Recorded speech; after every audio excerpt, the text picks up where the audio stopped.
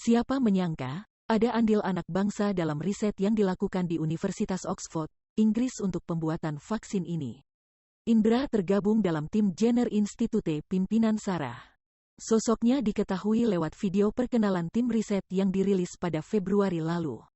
Dikutip dari Kompas.com, Senin, tanggal 19 Juli tahun 2021, tim ini sudah bekerja sejak tanggal 20 Januari tahun 2020 untuk menguji coba vaksin. Saat itu, tim tersebut sedang kekurangan orang untuk melakukan riset, sehingga semua orang diperbolehkan bergabung untuk mempercepat prosesnya.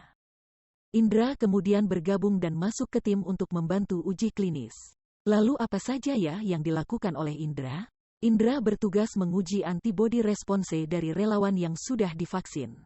Kepercayaan ini ia dapatkan lantaran sebelumnya sudah terlibat dalam beberapa pengembangan vaksin.